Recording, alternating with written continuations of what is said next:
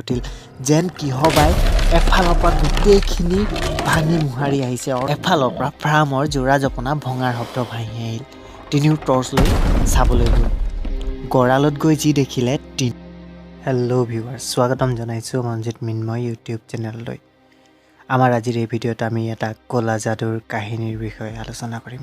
গতিকে আহকচোন দেৰি নকৰি ভিডিঅ'টো আৰম্ভ কৰোঁ। আশা কৰোঁ ভিডিঅ'টো শেষলৈকে চাই থাকিব। সেয়া আছিল 2016 চনৰ ডিচেম্বৰ মাহৰ ঘটনা। তিনিও বন্ধু ওচৰৰ কলেজ এখনৰ পৰা আৰ্টছত BA পাছ কৰি ওলোৱা এবছৰমান হৈছে তেতিয়া। চাকৰিৰ নাটনি যুগত ক'তনো ইমান জল্দি কিবা এটা সংস্থাপন পাব।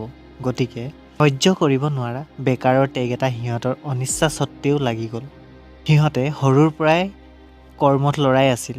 তিনিও নিজৰ ঘৰৰ খেতি খোলা ছাত্ৰ অৱস্থাৰ পৰাই চম্ভালি আহিছিল। কেতিয়াবা দুই এঘৰত হাজিৰা নকৰাও নহয়, কাৰণ পকেট খৰচৰ কথা আছিল।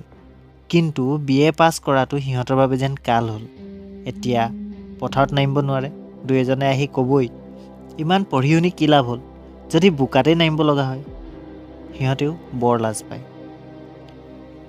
নীলমে মাজতে পাচলিৰ ব্যৱসায়ো কৰিব খুজিছিল। মানে সাপ্তাহিক বজাৰত পাচলিও নিছিল। কিন্তু মানুহবিলাকে ইমানেই কাট মাৰি সমালোচনা কৰিব ধৰিলে যে তাৰ সাহস নহ'ল। দ্বিতীয় সপ্তাহত সি বজাৰ যাব নোৱাৰিলে। গতিকে উপায়ন্তৰ হৈ তিনিও বন্ধু, তিনিওজনৰ নাম মই আপোনালোকক কোৱাই নাই। তিনিও বন্ধু মানে যোগেশ, অৰ্জুন আৰু যাৰ বিষয়ে মই ইতিমধ্যে ক'লোৱে নীলম। সিহঁত তিনিওটাৰে একেটাই সমস্যা। ঘৰলৈ যোনেই নাহক কিয় এটাই প্ৰশ্ন, কিবা চাকৰি এটাত সোমাই নলওঁ কিয়? কিবা কোম্পানী চোম্পানীতে সোমাই ল'ব লাগে। সিহঁতৰ টেমা বেয়া হৈ হৈ গৈ থাকিল। কথাটো হয় নে নহয় বাৰু কওকচোন? আপুনি যেতিয়া বেকাৰ হৈ পৰি আছিল, বা আপুনি যদি বেকাৰ হৈ পৰি আছে, আপোনাক আহি বাৰে প্ৰতি সেই একেটা কথাতে খোজ মাৰি থাকিলে কেনেকুৱা লাগে? আপোনাৰ যেন কটা ঘাঁহ টুকুৰাত কোনোবাই চেঙা তেল দিবলৈ চেষ্টা কৰিছে, তেনেকুৱা এটা ফিলিংছ নাহেনে? তিনিও বন্ধুৰে একেই ফিলিংছ আহিছিল। কোনেও নুবুজে যে কলেজৰ সেই ব্ৰিলিয়েণ্ট ল'ৰা তিনিওটা হওক বুলিয়ে কেইটামান টকাৰ বিনিময়ত 12 ঘণ্টাৰ বাবে গেবাৰি খাটিবনে? সিহঁততকৈ কম পঢ়া বহিৰাজ্যৰ পৰা অহা বছবিলাকৰ পৰা মা বেহেনৰ গালি শুনিব। কথাটো আপুনি ৰিলেট কৰিব পাৰিছে নিশ্চয়। সেয়েহে 2016 চনৰ ডিচেম্বৰ লাষ্টৰ ফালে তিনিও এদিন আবেলি সিদ্ধান্ত ল'লে যে কিবা এটা কৰিব লাগিব। আমি যেনেকৈ নিউ ইয়েৰৰ ৰিজলিউশ্যন বনাওঁ, সিহঁতেও ঠিক তেনেকুৱা ধৰণৰে এটা ৰিজলিউশ্যন ল'লে। অৰ্থাৎ সিহঁত তিনিওটাই পণ ল'লে যে বেকাৰৰ টেগটো গুচাই কিবা এটা কৰিবই লাগিব। তিনিও এদিন নীলমহঁতৰ ঘৰত ঘৰ ৰখীয়া হ'ল, কিয়নো নীলমৰ মাক বাপেক কৰিবলৈ যাব লগা হৈছিল ৰাতি থকাকৈ। হয়নে নহয়? এনেকুৱা যেতিয়া লগৰ কাৰোবাৰ মাক বাপেক সকলোখিনি কৰিবলৈ গুচি যায়, তেতিয়া লগৰ হিচাপে আমাকো মতা হয় যে ঘৰ ৰখীয়া কৰিবলৈ। ঠিক তেনেকুৱাই তেওঁলোকে নীলমহঁতৰ ঘৰত ঘৰ ৰখীয়া থাকিলেগৈ। তিনিও ৰাতি নীলমহঁতৰ ঘৰত যিহেতু কটাব, গতিকে সিদ্ধান্ত ল'লে যে আজি গাহৰি মাংস খোৱা যাওক। কথামতে কাম, তিনিও গাহৰি আৰু বিয়েৰ লৈ আহিল। যোগেশ আৰু অৰ্জুন গাহৰি বনোৱাত ভাল, গতিকে ৰান্ধনিৰ দায়িত্ব পৰিল সিহঁত দুটাৰে। গাহৰি মাংস সিহঁতে ড্ৰাই ফ্ৰাই বনাইছিল। বিয়েৰৰ মিহি মিহি চিপ আৰু ড্ৰাই ফ্ৰাই গাহৰি লৈ সিহঁতৰ পাৰ্টি ঠিকেই জমি উঠিছিল। ইটো সিটো কথা যেনে পলিটিক্স, ছোৱালী, এইবোৰৰ আড্ডাৰ মাজতে হঠাৎ অৰ্জুনে কৈ উঠিল, আবে শুনচোন, কিমান আৰু এনেকৈ বেকাৰ হৈ থাকিবি? মদৰ নিচাত তাৰ জিভা পাক খাই আহিছিল।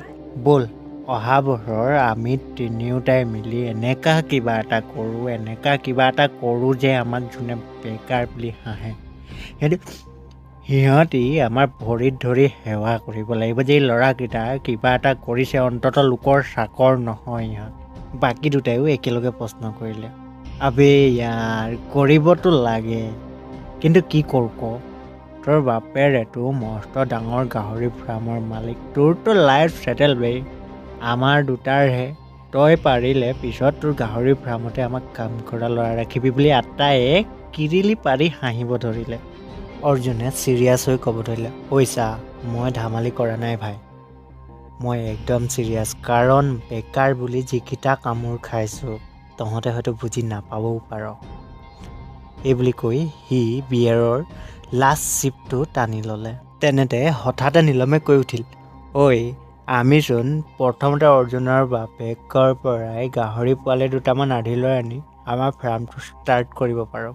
তহঁতে কি বুলি ভাব বাৰু? ইয়াৰ বাপেকে দিবনে গাহৰি আমাক 3টামান পুহিবলৈ? অৰ্জুনে ক'লে, আমাৰ পাপাই কিয় নিদিব? আধিলেহে আনিম, থৰে ভিক মাঙিব যাম নেকি? আটায়ে অৰ্জুনৰ কথাত হয় ভৰ দিলে। মদৰ নিচাত সিহঁতৰ মুখমণ্ডলত সেইদিনাখন নতুন এক আশাৰ ৰেঙনি জিলিকি উঠা দেখা গ'ল। আটায়ে নতুন কিবা এটা কৰাৰ হেঁপাহেৰে সেইদিনাখন মদৰ পাৰ্টি সামৰণি মাৰিলে। যদিও মদৰ নিচাত লোৱা সিদ্ধান্ত আছিল, তথাপি সিহঁতে কিন্তু সেই সিদ্ধান্তক সেইদিনাখন ৰাতিয়ে পাহৰি নগ'ল। পিছদিনাখনৰ পৰা হাতে কামে লাগি গ'ল। যোগেশহঁতৰ বাৰীৰ চুকৰ মাটি অকণত তিনিও বাঁহেৰে ফ্ৰাম এখন তৰিলে আৰু ফ্ৰামৰ ছাইডতে সৰুকৈ ৰুম এটাও বনাই ল'লে যাতে সিহঁত তিনিওটা থাকিব পাৰে। ৰুম মানে এখন বিচনা, তাৰ ছাইডতে সৰু গেছ চিলিণ্ডাৰ এটা ৰাখিব পৰাকৈ, আৰু সিহঁতে মানুহক দেখাবলৈকে কিতাপৰ ৰেক এখনো তাত ৰাখি ল'লে। কাৰণ সিহঁতি পঢ়া শুনা কৰা ল'ৰা, কিতাপ পত্ৰ দুখনমান থাকিলে ৰুমটোৱে গধুৰ হৈ থাকিব দিয়কচোন। কিন্তু সেই ৰুমটো বনোৱাৰ আঁৰত সিহঁতৰ বেলেগ এটাও লক্ষ্য আছিল। কাৰণ সিহঁতি গাহৰিৰ ৰক্ষাৰ চলতে তাত ৰাতিটো থাকিব। মানে 3টা ল'ৰা অকলে ৰাতি থকা মানে অভিয়াছলি তাত মদৰ পাৰ্টিটো জমি উঠিবই, আৰু সিহঁতক তাত থকা এটা বাহানাহে লাগে। মদৰ পাৰ্টিটো সদায় হ'ব, আৰু তাতে আটাইৰে গাৰ্লফ্ৰেণ্ড আছে। গতিকে ৰাতি মোবাইলত ফেনাই থাকিলেও কোনো একো প্ৰব্লেম নহয়। গতিকে সিহঁতৰ কাম কাজবোৰ তেনেধৰণে আগবাঢ়ি গ'ল। চাওঁতে চকুৰ সন্মুখতে সিহঁতৰ ফাৰ্মখন ঠনধৰি উঠিল। অৱশ্যে দুই এজন ওচৰ চুবুৰীয়া মানুহ ঠাট্টা মস্কৰা নকৰাকৈ থকা নাছিল। দুই একে কোৱাকৈ আৰম্ভ কৰিলে, বিয়ে পঢ়ি ফালি দিলে, এতিয়া গাহৰিৰ কাৰণে কচু কাটিব, গাহৰিৰ গোবৰ চফা কৰিব। এয়াহে আজিকালিৰ ল'ৰা। কিন্তু সিহঁত তিনিটাই সেই কথাবিলাকক আশীৰ্বাদ হিচাপে ল'লে, অৰ্থাৎ ইগন'ৰ কৰি পিনি পূৰ্ণদমে কামত লাগি গ'ল। প্ৰথম 2 মাহ বিশেষ হানি বিঘিনি নোহোৱাকৈ পাৰ হ'ল দিয়কচোন। সিহঁতৰ ফাৰ্মত কথামতে 3টা গাহৰি অৰ্জুনৰ বাপেকৰ পৰা আনিলে। সিহঁতে যিহেতু পোৱালি প্ৰডাকশ্যনৰ ফাৰ্ম খুলিছিল, সেয়েহে তাত এটা ঘাই মতা গাহৰি আছিল, যাৰ নাম সিহঁতি কালু দিছিল। অৰ্থাৎ গাহৰিটো দেখিবলৈ কিচকিচিয়া ক'লা আছিল। কালু গাহৰিটো এটা কেৰেক্টাৰ কিন্তু দেই। কালু আছিল মস্ত এলেহুৱা গাহৰি, দিনটো খাই বৈ অকল শোৱা ধান্দা তাৰ। কিন্তু মাতিলেই ওচৰলৈ আহে, বহ ক'লে বহে, একান্ত বাধ্য ছাত্ৰৰ দৰে। বিশেষকৈ অৰ্জুনৰ কথা বহুত শুনেহি। অৰ্জুনে যদি কয় কালু উঠ, কালু উঠি যায়, কালু বহ, লগালগ বহি যায়। বাঁহৰ মাৰি এডাল লৈ অৰ্জুনে তাৰ পিঠি খজুৱাই দিয়ে। তাৰ বাপেকে হেনো তাক কৈছিল, গাহৰিক যিমানে খজুৱাবি গাহৰি ইমানে পো মানে, অৰ্থাৎ আপোনাৰ কথা শুনিব, উঠ ক'লে উঠিব, বহ ক'লে বহিব। এনেকৈয়ে 2 মাহ পাৰ হ'ল, সকলো ঠিকে আছে। দিনত তিনিও দানা বিচৰা, যেনে কচু কটা, সিজোৱা এইবোৰ কাম কৰে, আৰু ৰাতি তিনিওৰে বিয়েৰ পাৰ্টিৰ লগতে গাৰ্লফ্ৰেণ্ডৰ লগত চাটিং, মানে বিন্দাছ লাইফ। কিন্তু হঠাৎ ঘটা এটা সৰু ঘটনাই তিনিওৰে লাইফ চেঞ্জ কৰি দিলে। কাৰণ সেই অভিশপ্ত দিনটো আছিল দেওবাৰ। তিনিও ফাৰ্মৰ কাম সামৰি গাঁৱৰ হিমুৰে লগা সাপ্তাহিক বজাৰলৈ গ'ল। লক্ষ্য লাই শাক আৰু গাহৰি কিনাৰ। ৰাতিৰ ফাৰ্মত এটা ডবল খানাৰ প্লেন সিহঁতৰ। সিহঁতি বজাৰ সমাৰ কৰি ঘূৰি আহি এটা আচৰিত বস্তু দেখিলে। সিহঁতৰ ফাৰ্মৰ গেটৰ ভিতৰ চাইডে জবা ফুল এপাহ, ছাই অলপমান আৰু সেন্দুৰ পৰি আছে। অৰ্জুনে চিঞৰি কোৱাৰ দৰে ক'লে, যোগেশ, নীলম, তললৈ চা, এই সেন্দুৰ গছকি নিদিবি, আমাৰ ফাৰ্মত কোনোবাই ক'লা যাদু কৰিছে, নহ'লে আমাৰ চবৰে বিপদ হ'ব। কিন্তু যোগেশ আৰু নীলমে এইবোৰ ক'ত বিশ্বাস কৰে। সিহঁতে ভূত প্ৰেত ক'লা যাদু এইচব অন্ধবিশ্বাস বুলিয়ে ভাবে। গতিকে অৰ্জুনৰ কথা নুশুনি দুয়ো সেন্দুৰৰ ওপৰত খোজ দিয়ে ফাৰ্মৰ ভিতৰলৈ সোমাই গ'ল। সিহঁত গেট পাৰ হৈছে মাত্ৰ গাহৰিকেইটাই বিকট চিঞৰ এটা মাৰিলে। অৰ্জুনে বাহিৰৰ পৰাই চিঞৰিছে, মই কৈছোনে তহঁতি কিয় ইমান ডাঙৰ ভুল কৰিছ। যোগেশ আৰু নীলমে আকৌ তাক ভয়াতুৰ বুলি ঠাট্টা মস্কৰা কৰাতহে লাগিল। একোবত তাক ভিতৰলৈ প্ৰায় চোঁচৰাই নিয়া দি লৈ গ'ল। অৰ্জুনে ক'ব ধৰিলে, তহঁতে ভাল কাম নকৰিলে আমাৰ তিনিওটাৰে বিপদ হ'ব। ধেই, বিপদ হ'লে দেখা যাব, এইবুলি কৈ নীলমে তাৰ ফোনটো উলিয়াই গাৰ্লফ্ৰেণ্ডৰ লগত মেছেজ কৰাত লাগিল। যোগেশ চাহ বনোৱাত লাগিল। তেনেকৈয়ে সন্ধিয়া হ'ল। সন্ধিয়া হোৱা মানে গাহৰি ফাৰ্মত কৰিব লগা বহুত কাম থাকে, অৰ্থাৎ মহ মাখিৰ বাবে ধোঁৱা দিয়া, তাৰপিছতে ধৰক গাহৰিখিনিক সন্ধিয়াৰ দানা দিয়া। এইখিনি কৰি থাকোঁতে সিহঁতি দিনত ঘটি যোৱা ঘটনাটোৰ কথা প্ৰায় পাহৰি গ'ল।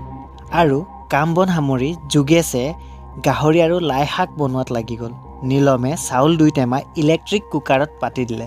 ভল্টেজ কম হোৱা বাবে ৰাইচ কুকাৰটোত ভাত হওঁতে অলপ সময় লাগে। 20 মিনিটমান পাছতে যোগেশে কাঁহী এখনত লাই শাক আৰু গাহৰি লৈ আহিল। বিচনাখনতে বহি তিনিও সেইদিনাখনৰ সন্ধিয়াৰ কাৰ্যসূচী আৰম্ভ কৰিলে। আজি সিহঁতে বিয়েৰ অনা নাই, আনিছে RSৰ ফুল এটা। সিহঁতে পেগ এটা পেটত পেলাইছিলে মাত্ৰ। সেই সময়তে কালুৱে বিকট চিঞৰ এটা মাৰি উঠিল। তিনিও লগে লগে ফাৰ্মলৈ দৌৰি গ'ল। টৰ্চ মাৰি দেখে কালু দেখোন বিন্দাছ শুই আছে। হেই, ই হাৰামীটোৱে সপোন দেখিছে বুলি কৈ তিনিও আকৌ বিচনালৈ উভতি আহিল। ফুলটো শেষ কৰি তিনিও ভাত খোৱাত লাগিল। ভাত খাই বৈ তিনিও শিখৰ অকণ মুখত ভৰাই শুবলৈ ল'লে। মদৰ নিচাত তিনিও বিন্দাছ শুই পৰিল। কিন্তু সিহঁতে গম নাপায় যে এই নিশাৰ টোপনি আজি সুখৰ ঘুমতি নহয়, দুখৰ ঘুমতি হ'ব। এই ৰাতি আজি কাল নিশালৈ ৰূপান্তৰিত হ'ব। তেতিয়া ৰাতি 12মান বাজিছে। 12মান বজাত তিনিও এক অদ্ভুত শব্দত সাৰ পাই উঠিল। যেন কিহবাই এফালৰ পৰা গোটেইখিনি ভাঙি মোহাৰি আহিছে। এফালৰ পৰা ফাৰ্মৰ যোৰা জপনা ভঙাৰ শব্দ ভাঙি আহিল। তিনিও টৰ্চ লৈ চাবলৈ গ'ল। গঁৰালত গৈ যি দেখিলে তিনিও আচৰিত।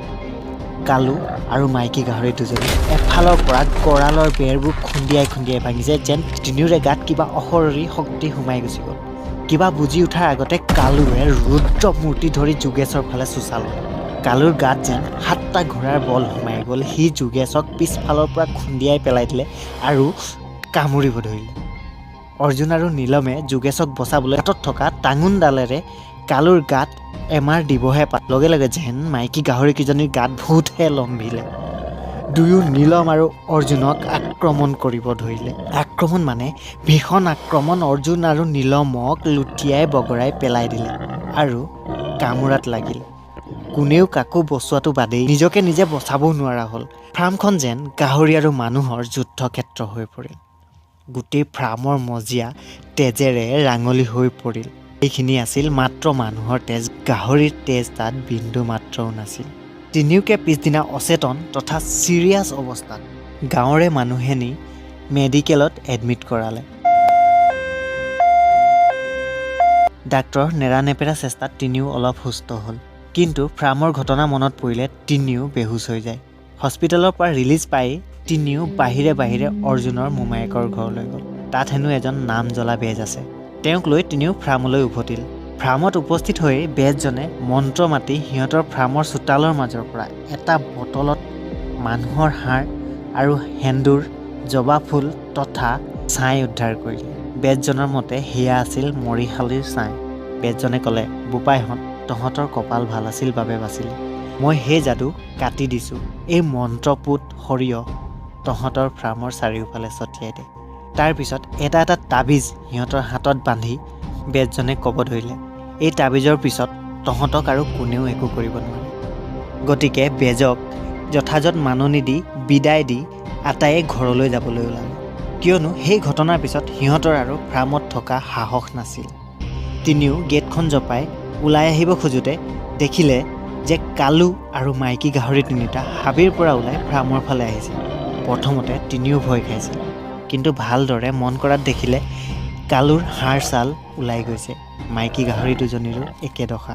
তিনিওকে ট্ৰিটমেণ্ট কৰাৰ পিছত সুস্থ হৈ উঠিল। বৰ্তমান কালুকে আদি কৰি সিহঁতৰ ফাৰ্মত এগালমান গাহৰি লাখ টকা ইনকাম হোৱাৰ বাবে নিউজ চেনেলতো সিহঁতৰ ইণ্টাৰভিউ ল'বলৈ আহে।